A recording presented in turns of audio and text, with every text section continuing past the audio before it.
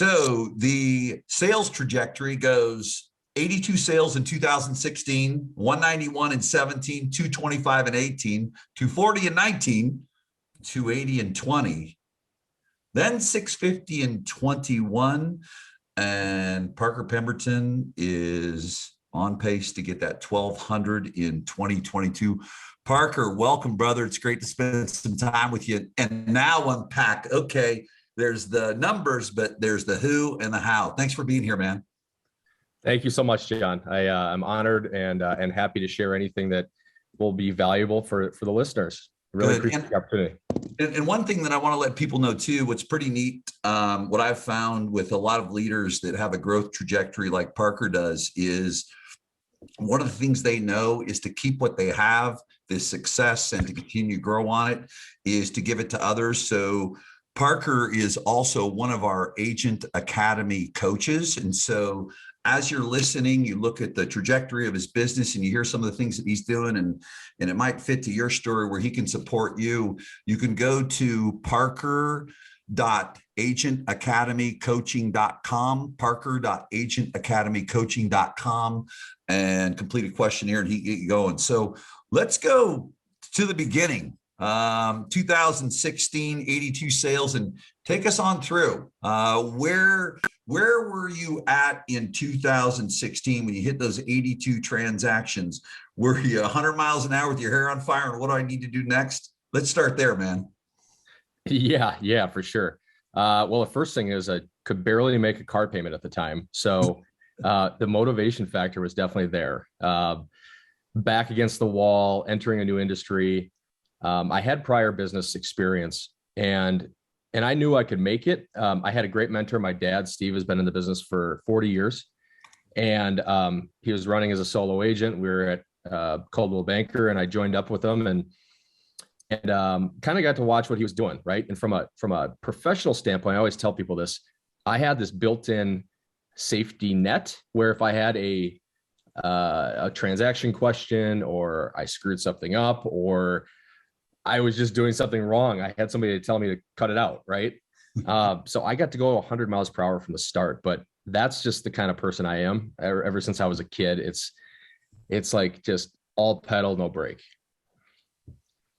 And is that why you're good at golf too? Because I know that Beer and Stefan are jealous and they want your golf game. So it's 100% commitment when you go into something, right? Yeah, for sure. Sports were always a big deal to me growing up. It was my primary focus. I was one of those kids in school where I just couldn't sit still. I just wanted to get outside to go play against somebody or compete against somebody. And whether it was hockey, golf, baseball, it turned out being golf. I walked on to the University of New Mexico and ended up earning a scholarship. And we were a top 5 team in the nation. So I got to see some elite performers at that time. But I was just, I was a walk-on kid from Minnesota playing in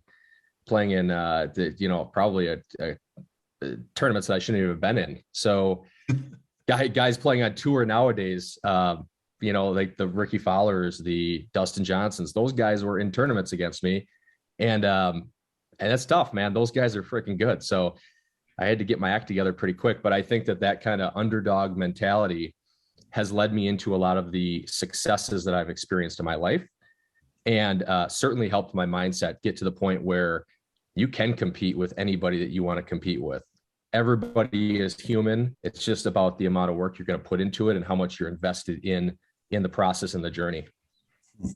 Awesome. What were you going to be when you grew up, when you were going to college? Certainly you were playing golf. Did you have an idea of what your career was going to be? Or was it just, hey, I'm going to go to college and settle into real estate? What was your vision then? So John, yeah, I was one of those guys that was there to play golf, right?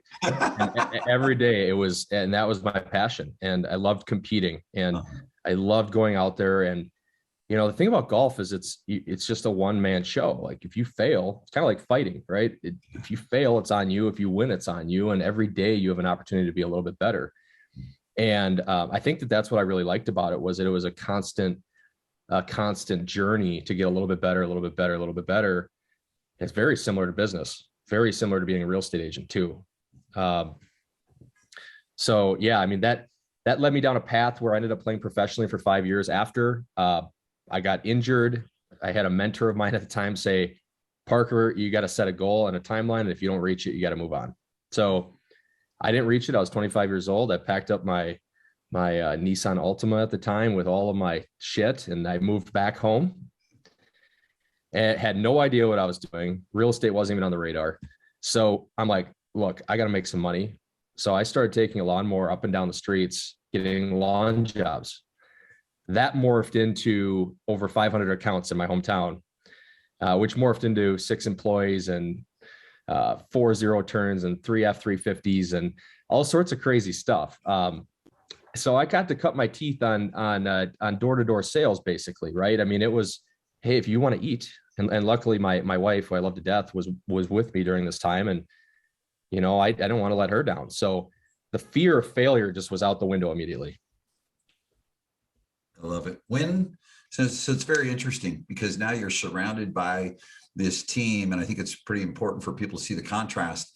You were in an individual sport. It was all on you. Certainly you had coaches and you had caddy and all those things, but you're the one that had to perform. And now here you are, fast forward, and now it's human beings. I mean, you're transferring skill sets, you're transferring knowledge through you to get human beings to do the work. At what point did you start hiring staff around you, and who were your first 2 to 3 hires that you made to support you? Did you go right to someone who could do sales? Was it admin first? Because here's what I've learned of all of your peers and our mutual friends. Everyone's got a blueprint, and every one of you guys do it different. Fair enough? Totally. Yeah. And really it came down to, so my first year in real estate, I sold 82 homes out of the gate, and it was just like contract. I was just moving. I wasn't even thinking about starting a team. I wasn't even thinking about scaling. And then I got into these groups, right? People like you, people who are on stages. I got to learn about these people and what they were doing, and take a little bit of that and bring it home and work on it.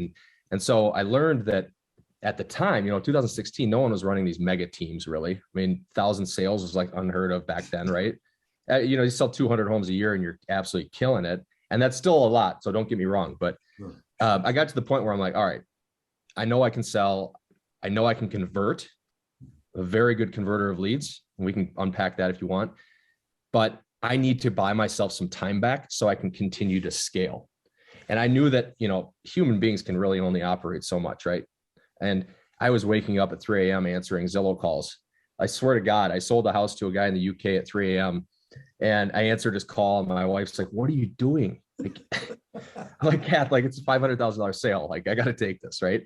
Yeah. And so it's just, back was against the wall. I needed to sell, and I started hiring. So to answer your question, we alleviated the paperwork first, the mentality of, the lowest dollar productive activities first.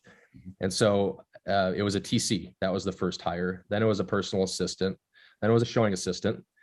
And then I started hiring agents because our transaction volume got to be the 150, 200s, kind of rising, right?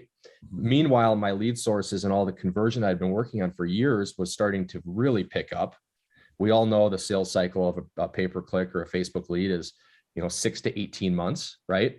So those were starting all of my mornings were spent prospecting and all my afternoons were spent selling, meeting with people. So there was just this pent up demand from all of the systems and the work that I had put in. And, the one thing I do want to share. So during the lawn care days, the landscaping business, there was this thing called Angie's List. I honestly don't even know if it still exists, but Angie's List was a program where you could pay $100 a month to put yourself on the front end of the first page of lawn care services, whatever services, window cleaning, house cleaning, whatever, service-based company, right? You put $100 in, 5 people contact you, you sell 2 homes. Pretty good deal, right? So when I came into real estate, I already had a conversion-based mindset. I just needed to find the place to put my time and my energy and also my dollars once I had them. So I was reinvesting almost every dollar I made that first year back into the business to continue that snowball. Started hiring buyer agents. It was like number 4 or 5. And I had no idea about leadership, right? No idea how to lead, no idea how to recruit. I mean, it was more of a, hey, I got some leads, let's link up and sell some houses together, right? Oh boy. So as you grew, let me ask you this. When you started to grow and you guys are doing transactions at first, and not to say that, listen, you're going to let per person productivity go to the wayside. That's always important. Um, did you think that, something, I'm going to keep this smaller group of people and I'm going to get just a whole bunch more out of them initially? Or did you know that, hey, I've got to just keep bringing in a bunch of people? Where was that in the beginning, and where did that change, if it did? Oh, absolutely, it did. Early on, it was just kind of watch what I'm doing and follow my lead type of thing, right? It was not systematized. I had nothing in place from a leadership perspective until the day that I truly decided, John, to burn the boat, to get out of sales. Leadership and leading people was never on my radar. What's funny is once you make that decision to say, I am not selling another house the rest of my life, your whole focus becomes on the people in your organization, and it becomes on how much can you pour into them to make them successful. So I can honestly say I didn't understand that until 2019. And you can see in our sales history, we took it to the moon, right? I mean, it was some crazy, crazy stuff. But back then I had no idea. And it's probably one of the hardest things in real estate to understand and to really get, in my opinion. What do you think holds people back? Because I get to talk with people. I've got people sitting in that spot right now. What do you think it is that holds people back from letting go of the sales and just moving into leadership? What do you think the number one thing is? As you talk to friends, I mean, you had your reason, but the nice thing now, Parker, is, you've gone through this and people look up to you. I'm sure people at 100, 200, 300. What do you think the number one thing is that paralyzes them from making that choice? Well, yeah, it comes down to mindset. And when you unpack mindset, you start to unpack things like being a control freak. I can do this better. I'm not going to let someone else do this for me because the client experience is going to be impacted, right? It's the fear of the financial obligation. I'm afraid to put that money forward and bet on myself or make an investment in myself because I'm not sure it's going to work out. While sacrificing that steady flow, because you had to, that's the piece I want to get to. Was there a moment for you where it's like, okay, if I'm going to there's going to be a lag in my income, and it could be 6 months, it could be a year. Talk about that moment. Yeah. And I also, I didn't address your question. You cannot force human beings to be productive. You just can't. You can try, it's just not going to happen. There's two ways in this business to grow, and it's either sell more homes per agent, agent productivity, or hire more agents. Mm-hmm.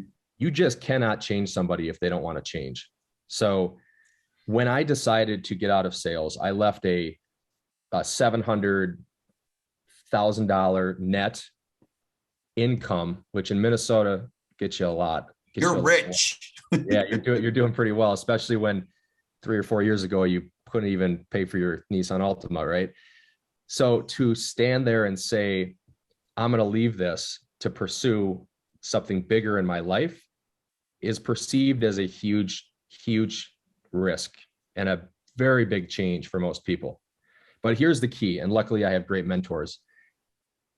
You need to find out how much money you make per agent after splits and after everything else.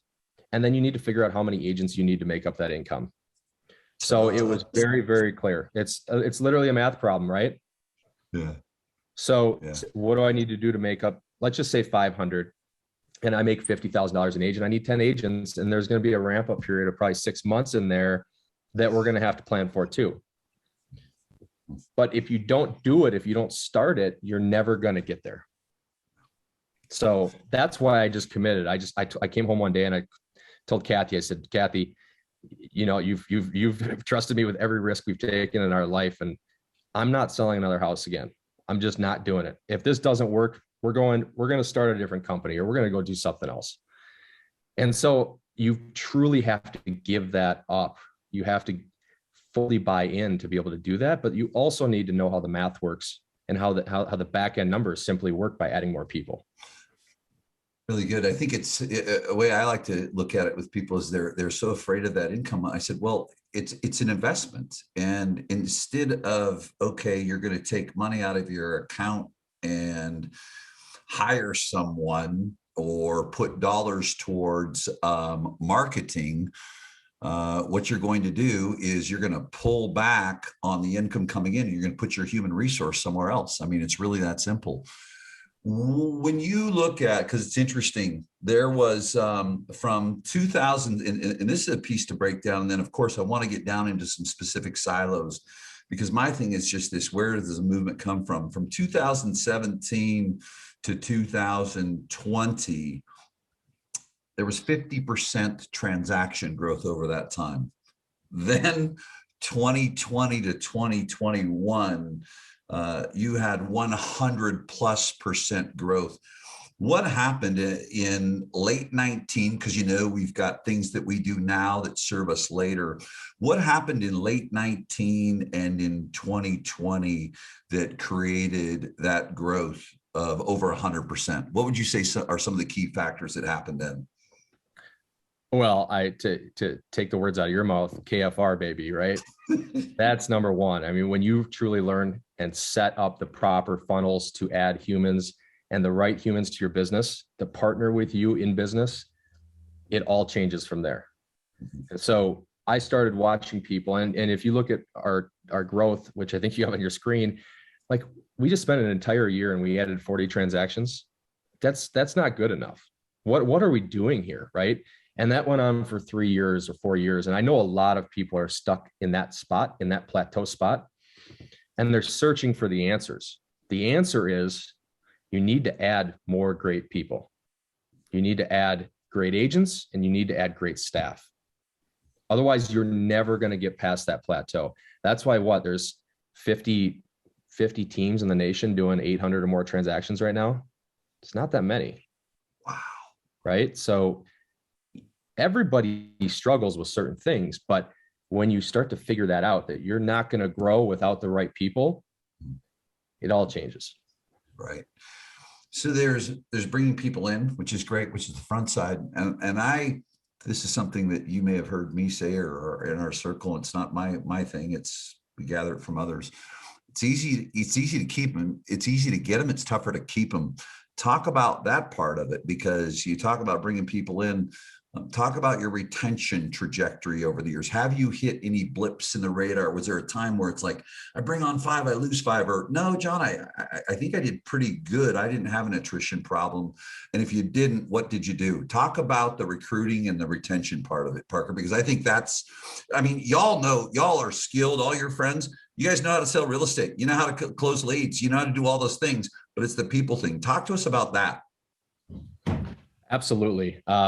So to start, retention to me is probably the most important part of our business. I would say it's recruiting and retention at the top, then it's listings. Retention and recruiting is the most important part, right? So when you realize that the team members that are with you, are trusting you, are your clients. Those are the people you need to be pouring into. And from a leadership perspective, I choose to be at their level. I don't like to be above. I like to put them first. And if you look at any of the stuff I put out there into the universe, it's all about building other people up. And it's so funny what happens in return when that happens. It's crazy. It's not cliche, man. It's real. Come on. I mean, it's like real. I said the other day, I'm like, I feel like I'm bragging all the time, but these people are amazing, right? I mean, seeing a brand new agent sell 50+ homes, literally a 1-week agent on your team set 5 listing appointments from prospect. That is so much cooler than me selling a couple houses. So our team the demographic is very similar to me. We hang out a lot. We golf. We're friends. I mean, we legitimately have dinner parties and events, and I like to hang out with our team. I really, truly do. And I think that is what is allowing us to win right now. I gave up my office at the office, so I don't have an office anymore because I want to sit amongst them. I want to be with them, and I want them to see that Parker is not above us, right? That is just it's probably who I am as a person. It's not anything that anyone told me. I don't know if it's even the right thing to do, but I can tell you that it's working really well. I want to point something out, and I want to articulate what Parker's pointing out, is because it all sounds right in principle. It's bang on, and it's called relatability. If you're a team leader or someone looking at building a team or a broker owner, what Parker sounds like naturally, probably though too, what I know about Parker is he's a lifelong learner and he sits with people that are doing more than him. Somewhere he figured out that he needs to be approachable and he needs to be relatable. One of the first things I tell people when they come on is, the first thing we're going to do, we're going to humanize you.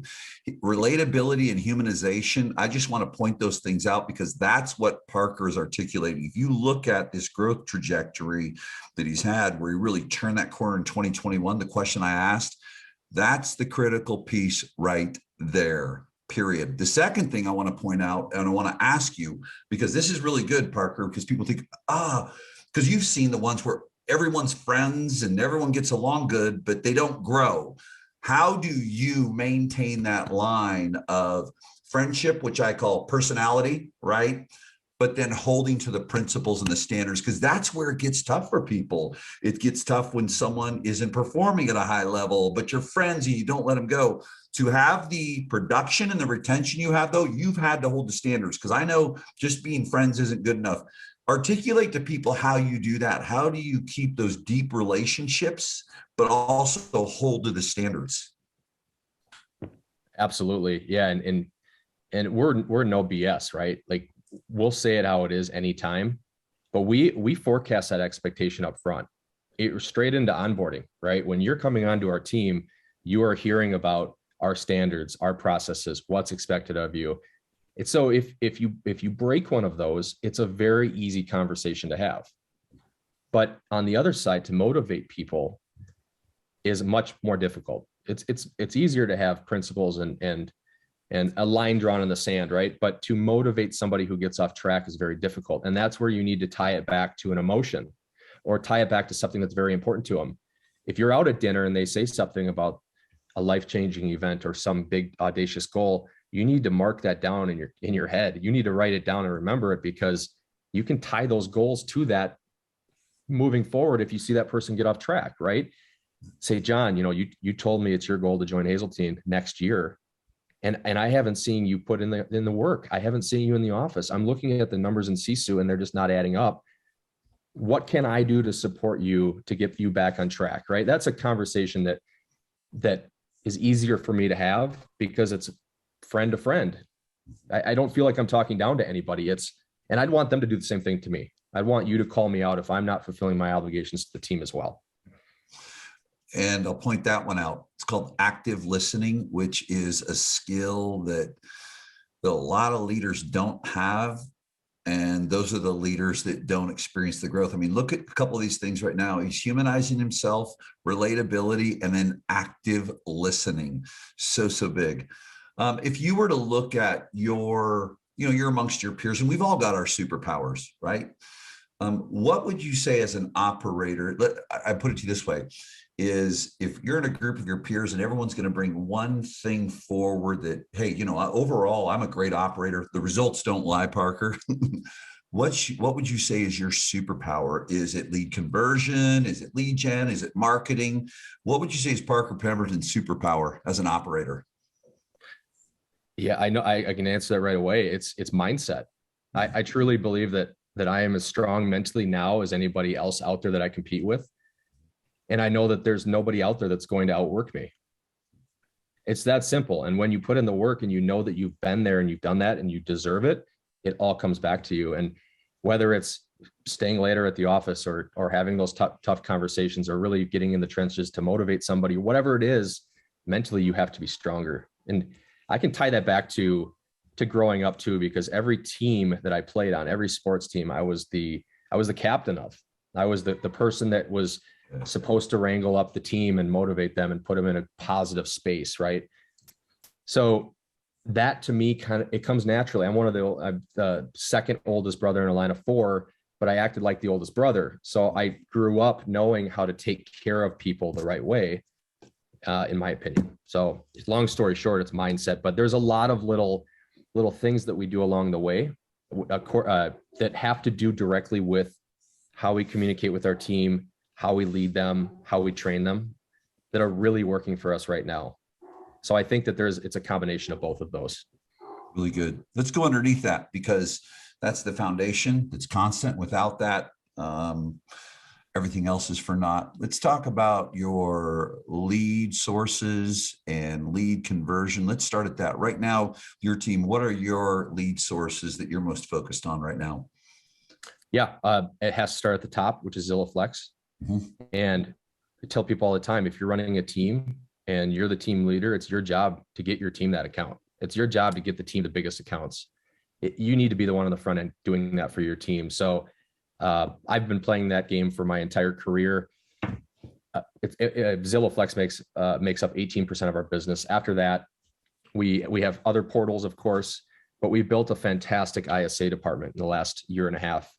We have a great leader running that department, and they are just turning out appointments left and right. I mean, it's funny because like leads, the word leads that was the focus in 2020. Now it's appointments. You set up appointments, you win this game. You do, hands down. So if you're out there listening to this and you're thinking, my agents aren't converting, or I just can't get them to the point where we need to be, or, hey, I want to set more appointments, you absolutely have to invest in building an inside sales department. How many agents do you have right now, so people can hear your ratio as it is? How many agents do you have right now, and how many ISAs, Parker? Yeah, we have 38 producers who are contributing towards our team goal, and 50, I want to say 55 or 54. Another handful in onboarding. Good. And we have a team of 5 ISAs right now. Okay. And are you I'm real curious right now, with the current inventory situation, have you done any shifting? Were you already doing outbound prospecting for sellers prior to this inventory issue? Did you shift to that, or what's that looking like right now as far as your ISAs are concerned? For sure. That I'll be honest with you, not a lot of outbound prospecting going on prior to the last 6 months. Okay. It's all inbound reactions to something that's coming into the system. Mm-hmm. And that was working really well. But as you said, inventory is brutal. So we did have to shift that internally. And now we have our ISAs leading expired calls. So for an hour a day, they'll be on the phones with for sale by owners, expired's canceled, and they invite the team members in to listen to those conversations. And the team members are jumping on Vulcan now and converting listing appointments. And what better social proof than that, right? Now, we're doing a lot of things to find off market properties, but we have probably 1000x our outbound, because you have to make shit happen right now. You just have to. And 50, 60 agents where we all have 10 plus buyers. Yeah. You got to do something, right? I mean, right. So, yeah. So watch this. This is where it's real critical, I think, for everyone to hear, because although it's a space and time that we're in, we're always going to have spaces in time where markets change. The tough thing is, and I want people to hear and listen real closely, is you had to change the behavior, facilitate the change of behavior, because the way your agents were doing business, I don't know. I mean, your inventory issue hasn't become increasingly better, I would say, over the last year, right? Right. How did you shift them? Because it sounds like, because your agents could just sit back there. Did you have this time where you sat with your agents and says, listen, guess what? Getting deals done the way you used to, it's not going to work that way. You've got to do more outbound activity yourself. Or were you able to put all that, listen, the ISAs are going to do it, or is it a big combined effort? How have you shifted their behavior? Because when markets change, everyone needs to change. Yep. It starts at the top. So the narrative from me and from other leadership on our team needs to be about finding off market opportunities and what things we can be doing different right now. So for the last, I'd say 3 months at least, our team trainings, our team meetings, everything where we're doing something to train or prepare the agents is about this one topic. Mm-hmm. And it's so important, because what you focus on becomes a reality. Mm-hmm. And for us, it starts with the ISAs. The ISAs are able to connect to a triple line dialer and make hundreds of calls a day, right? Our agents are not used to doing that, but at the same time, we have different splits for an agent produced sale, and we have different splits for a team produced sale. So when we started to have some agents jump on the phone and get over that fear of outbound, because the ISAs are literally making the calls in front of them, they start to figure out, well, shit, this is good, right? I can do this. And a lot of times there's no magic script or formula. It's just connecting with a person and providing some kind of value, right? Dan and I were out of town a couple of weeks ago, and I said, Dan, sure, I do the coaching, but you're in the trenches. And, from a recruiting standpoint and a consumer interaction standpoint, is a person with the very, very best skill the one that wins, or is it the one that gets on the phone and keeps people on the phone the longest? He said, come on, right? Yeah, It's like, do the works, Parker, right?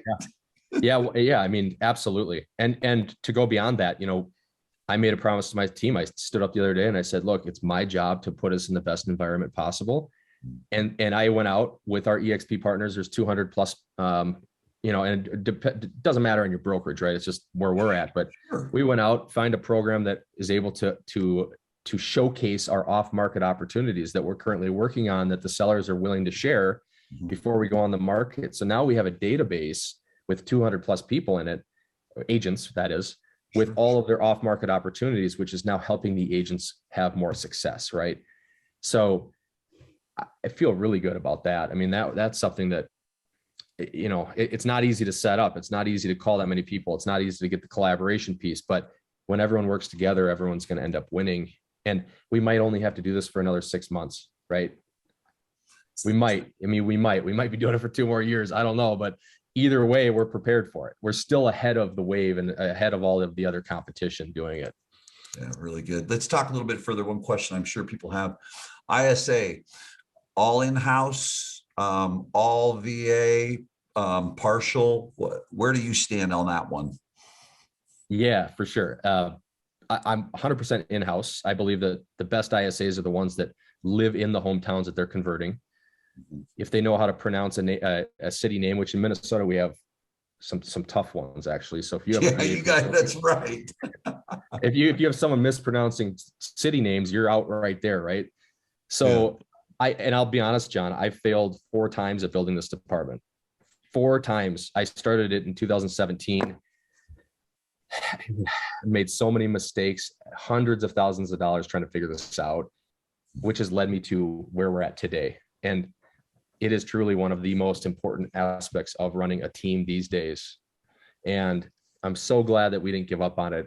So glad that we didn't quit and we just kept working towards that win, because that's the reason we're going to sell over 1,000 homes this year. It's the reason we're going to be one of the top selling teams in the nation very soon, right? Mm-hmm. So in-house always. Okay. You have to establish the right ISA, the right person. I think that an inbound ISA, so an ISA is different from an OSA, somebody that outbound prospects. Yep. There is a personality difference there. And there's also a compensation difference there, because converting an outbound is so much more difficult than setting a Zillow Flex appointment, right? So you have to be aware of that, and you have to be prepared to hire people who are based on either outbound or inbound. I don't think that, and we're crossing over right now because we have a tough market, but I really don't think ISA should cross over. I think you should have 1 or 2 who are outbounding all day long. And I think you should have however many you need inbounding, right? And ISA should return 3 to 4 to 5 times their money. So people need to look at this like an investment in the company. It's not something you're losing money on if you do it the right way. Unless you're Parker and you drain 200-300 on it, but you know what though, Parker, is we hear it all the time. Here's the difference though. You know what I've found with the people with successful ISA departments versus those that do not? They tried once or twice and quit. You did it 3 or 4 times. Where was the breakthrough in it for you, where it finally hit? Was there a couple of different things that okay, boom, that clicks, this clicks, that clicks? Was there one thing that happened that really shifted it all? Yeah, it's the system. It's the system that you set up. And that's the hardest thing for somebody who has no idea how to create an ISA department to do, right? I think most people think, well, you just need to hire the right person. That absolutely matters, but it's the system. It's from the time that lead comes in to the daily activities that that person is engaging in. Because I'll tell you, our ISAs are all fantastic people. I love them to death. Brittany, who leads our group, is just a rock star. But if Brittany were to leave, we can plug someone else into that system too. There you go. And we can train them up, right? And so maybe this is the mentality growing up of when you're the captain of a team and you're looking over a bench of 18 people and someone gets hurt, you have to have the next person up, right? You have to always be building a bench because you never know when that person is gonna, leave the field or leave the rink, whatever it is. So you got to hire to where you're going. And one department I don't mind over hiring for is the ISA department. As long as you're adding agents along with it, the ISA department is one that absolutely overhire because you just never know. Number one, it's such a hard job. It's so much harder than selling real estate, right? And number two, I don't even know what number two is. It's just a super freaking hard job. Yeah, it is. One thing I heard, and I just want people to get clear to what I'm hearing, Parker, is it sounds to me like the relation, people may say this is simple, but I want to go to a deeper level. The relationship to you between your agents and your ISA is important. Okay, yeah, sure, John, that's simple. They work together. No, you've got them working side by side as much as you can. You're looking closely at that relationship versus, I don't know, and tell me what you hear. I hear a lot of people, well, the ISAs are over here. They're separate. Don't you hear that a lot? And then the agents are over here, but I'm not hearing that from you. Give me your observations of what you hear other people are doing versus what you're doing. For sure. Number one, I love all my people, so I'll put that out there. Sure. I never want to say that one department is more important than the other, but the ISA department is critical to the success of your real estate team. When I go on, Facebook and look at different feeds and chat boards, all I see is people saying like, "Hey, what do you think of this company?" Or what do you think of this automation? Or what do you think of they're trying to find the low-hanging fruit. They're trying to find that, hey, I can just give this company $500 a month and they're going to convert my leads. They're looking for the easy way out. And I did it too. So I can admit that I failed in that department. This is not an easy way out department. This is, you better get in the trenches and work your ass off to establish it. But once you do, now you have complete predictability in your business. And sounds like the relationships between agents and like your agents have that humility and vulnerability and willingness to learn from the ISAs, which seems like it's serving you really, really well. Yeah. Thanks for taking me back to that, because the ISAs on our team are leaders. They are absolutely leaders on our team. They're leading role plays. They're scripting. They're providing moral support and personal support. I mean, they're going out for coffees with our agents. They are absolute leaders on our team. And I think you have to be. If your agents don't respect your ISAs, you're in for have fun, man. Yeah, you're in for a tough situation. Right. And what's funny is that even our most independent agents who may resist some of that or might not participate in script practice, they're starting to come back to our ISAs now and say, Brett, hey, I had this weird situation pop up. How would you handle this? That's pretty cool to see. And Britt helped, I'm just using Britt. I could use any one of our people, but now you're helping that agent through a tough situation, which means you're earning their trust. You're now a teammate, and you're way more respected at that point. Yeah, really good. Let's talk about, and thank you for unpacking that, because I just know that's an area we could sit on here for hours and talk in the ISA department. You can certainly support someone at a super high level that has an interest in going further on that in their business. Let's talk about the recruiting process. So you're shooting for over 1,000 this year. How many people do you think that, not, I know you don't think, I know you're clear. It's 1231, because I want people to hear this. This is 650 to 1200 is the projection, over 1,000. How many people do you have to have on your roster on 1231? And not that we're going to lump them all in on that date, but over time, what do you feel you need to build to, Parker, to hit that 1,000 transaction mark this year? Number of agents. Well, we're already there, and we will hit it because it's math. And I've had numbers to track for over 9 months now as we've been ramping up, right? A key indicator is the amount of homes that your first year agents sell, the amount of homes your second year agents sell, and the amount that your third and further, right? Once you figure out those numbers, now you can just plug it into a spreadsheet and figure out exactly what you need. So for me, it's our big goal right now. And I was thinking this morning, I'm like, I need to probably up this, but it's $1 billion in production. $1 billion, which we intend on hitting by the end of next year, is going to require 116 agents to do it. Good. That's it. And so by the end of this year, with the numbers that we're adding per month, we should be somewhere in the 75 to 80 agent range. Really good. Tell us about your, is there a specific avatar? John, brand new, we've learned that. It was interesting, Parker. Geez, it was 2 years ago, September. The script went like this.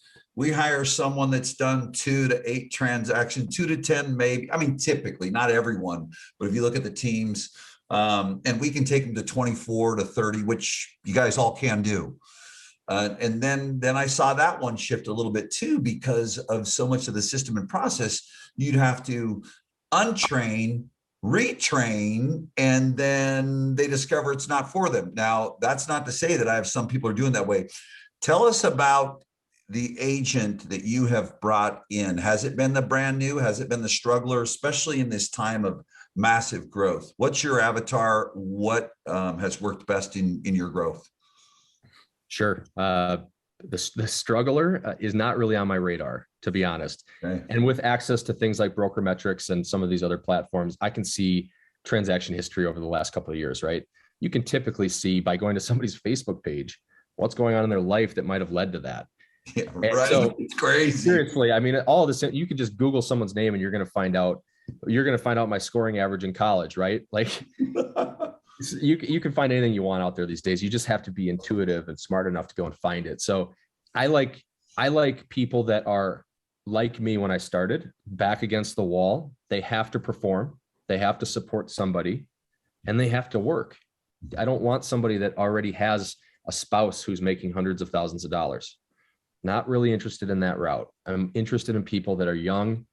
Actually, I love young agents, but that's not necessarily the definitive measure. Somebody who is willing to work. Young in spirit, Parker, be careful. I'm 55. Yeah. Well, and I'm not so young anymore either. Man, it's funny how that changes, but right. You got to look for people who are on the rise. Somebody that transactionally, I want somebody that's doing 5 to 10 home sales, right? They just might lack the resources. They might lack the leadership and the support. They might be at a brokerage that puts them on an island with an MLS book and says, go get to work or whatever. Those people can come into our system as long as they're willing to work and they can be trained and they're team players. Most importantly, we can take that person from 10 to 40 in a year. Also, brand new people, right? You can teach them exactly how to be a great real estate agent. I love that. And COVID, honestly, John, really helped us because it put things in perspective for people that said, hey, I don't actually like my job. I want to go and try something different, right? Here's this mega team in Minnesota. Let's go link up with them. So right now, I'm still very involved in the recruiting and interview process. We have coaches, we have recruiters, but I get a lot of inbound through Facebook. And so I'm constantly talking with agents, which allows me to go into their worlds online and research them and find out what it is, right? And if it's the right person, I invite them to come have a conversation. And if they're not interested, I just keep pouring value into it. I'll share documents and I'll share videos and I'll do certain things that are just maybe different than what their office manager is doing. It's funny how that works out. So, and here's one thing, abundance and transparency, these buzzwords that have been around in our business. I'm abundant and I'm transparent. And then you go and inspect. I really want to point this out. You're basically, Parker, and I see the videos. Anyone can watch and see the videos and content you put out there. And you've got this desire to contribute. I mean, you're basically coaching, training, and leading the competition that's somewhere else. You're giving them something that in your heart and your head, it can't be just in my head logically, because if I give it, you're going to come over. But I mean, from your heart, you know, it's going to impact them regardless of what they do, like consistently. Would you say that is your number one recruiting initiative versus, let me tell you about the fur-lined bird bath in the break room and the 7 just listed postcards on a crescent moon that you get, right? Yeah, absolutely. And I think it's because I legitimately enjoy seeing their success. Yeah, that's part of it, but I also know that it works. So when you celebrate your agents, a lot of people would potentially say, well, you're putting their name out there, you're putting their face out there, you're just letting other competitors come and recruit them. Honestly, as of today, I can tell you it's never happened. It's never happened. But the reverse of that is never celebrating those people and never appreciating them and showing public gratitude to them for their work. And then them saying, hey, my team leader doesn't care about me. So look, I'm fearless. I'm not afraid of anyone coming and stealing our agents. If our agents don't feel like I'm fulfilling my duties and giving them the best opportunity to succeed, then I'm just not afraid for somebody to go pursue something else. I can tell you though, we invest so many resources into providing the agent the best experience possible with the most tools. It's tough to beat. Yeah, really good. So when you look at the next from 50 to 100,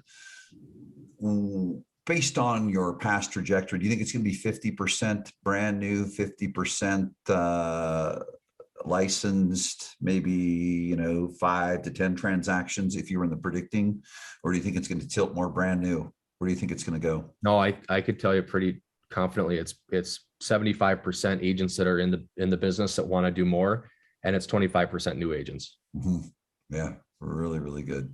Minnesota has a couple of rules that are a little unusual. And obviously there are ways for me to get around this, but we can't open a real estate school. We can't own a real estate school. They won't let us buy the list. I was talking to a friend this morning from New Jersey, and they can just buy the list. Yeah, you get the pass list, the sit list. You can go in the school and wine and dine them and do anything you want to in so many states. It's like fair game, man. If you give me a list, I'd be sitting on the top of a building like a sniper. I would be putting every anchor out there to try to talk to every single person I can, because that's great opportunity, right? But we just don't have that, so we have to do it a different way. And I'll tell you though, John, one of the things I do need to get better at is being more transparent about our growth. And I know that because I'll have team members come up to me and say, hey, Parker, I love the growth of the team, but like, how many people do you want on the team? So good. That's literally just. That was you, Parker. It was my next question. I was going to say to you, so Parker, you've got the sales are in lock, recruiting's in lock, but how, Parker, it's not feeling, I love you, Parker. It's not feeling the same. Talk to me about that. I mean, because that's real, right? Absolutely. Yeah. When we got over 30 agents, I started to get more and more of those, and started to realize that I just wasn't transparent enough with the vision of where the team was going. And that's on me. So I started doing a couple of things differently. I did start sharing the vision. I started celebrating the successes of the team.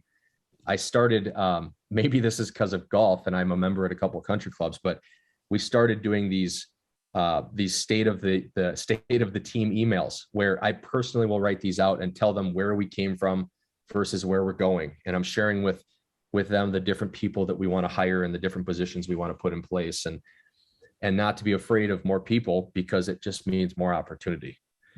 And I mean, by no means have I mastered that, but when they start asking you those questions, how many people do you want? It's tough, because you realize that you were not as transparent as you should be. And we know on the business side, we have to count people. You asked me earlier, what is it going to take to get to 1,000 transactions? We know that that's just a number of people. Yeah. But when you say that outward to your agents, it doesn't come off as well as what it does when you and I are talking about it. Like, No. I've responded a couple of times saying, I'm not in the business of counting people. I'm in the business of attracting quality people, which is absolutely true. But, you know, we obviously are recruiting and we're growing, and you have to get people to do that. Yeah, really good. We can go on here. I said this before we came on camera or audio. If you're listening on a podcast, we'll definitely get together again. I want to close with this, and it's kind of perfect how it flowed into this. Then you've got staff members. How have you been able, how has your retention of staff members been through this growth? Because the other thing too, that they speak a different language than salespeople. Salespeople are more sales, awesome. Staff members, more sales, more work. How has your retention been? Do you have some long-termers, or have you had some people that were key players, but it came to a growth space and that you know, it just kind of, you grew a different direction than they did? Talk to us about your employees and how that process has moved. Yeah, every major employee we've had is still with us today. And Wow. I tell you, obviously there's a growth pattern here where things change as you start to get bigger and bigger. And there are blind spots that we're looking out for. But I truly think it's this. I have the ability to empower somebody who is in a position like an operations manager or a sales manager or a head of TC or head of ISA. I don't mess with them. I trust them that they're going to put their program in a position where it's going to be successful for the team. Everything is tracked by numbers, so we can see if something is lacking, right? But when you give somebody 100% responsibility and you empower them to be the owner of their department, head of ops, head of sales, head of ISAs, whatever it is, now they have more than a job. They have a purpose. They have people that they have to be leaders for. They have people that they have to show up for. And I think that it's morphed into this because of my ability to delegate. I'm actually really good at giving tasks away and trusting people to do it. Believe it or not, most realtors suck at it. But one of my mentors early on told me this strategy. It's called 10-80-10. 10-80-10 is this, the number 10, 80, 10. I, the visionary, come up with the overall goal. I get it 10% down the road. I know what I want it to look like. I know what I want it to be, but I'm going to delegate it to somebody who's going to take that task and bring it into an actual system. When they bring it back to me, that last 10%, we verify it, we look through it, and then we put it into action and implement. 10-80-10. What's funny, John, is I had it for 3 years on the back of my laptop. I had a notepad that covered up the Apple sign, 10-80-10, and I lost my computer in the airport one time, and somebody from security goes, "Hey, whose 10-80-10 is this?" And puts it up in the air, and I'm like, that's me. Wow, so good. I love it. Awesome. 10-80-10. It's killer, man. And it shows that you need to come up with the plan. Like, you're still the visionary, but then you need to delegate it to somebody who is really good at their position. Mm-hmm. Don't be a control freak. Yes. Here's Parker. Thank you. Appreciate it. This is going to give people a tremendous amount of value. And again, if you want to explore coaching with Parker, parker.agentacademycoaching.com. But here's what I want to leave y'all with that I recognize in getting to spend time with Parker is, you know, he said something at the end. He says, everything is tracked by numbers. But I want you to hear what he said in the beginning. He is conscious and aware of what everything everyone is doing is attached to that will impact them emotionally. Hold that close. You know, you can tell that he understands the numbers, he understands the math, but the foundation of it all is him knowing how is it personally going to impact each and every person. And I'll share this with you. That's called emotional intelligence. If you've heard, and you'll hear a Parker coach people to this and talk to people about emotional intelligence and emotional maturity, That's it right there to the T. Parker, appreciate you, brother. Keep up the good work. I can't wait till the end of the year and hear about that 1,000+ transactions and the people you've impacted, man. Thank you. Appreciate the opportunity, John. You're the man. See ya. Thanks, bud.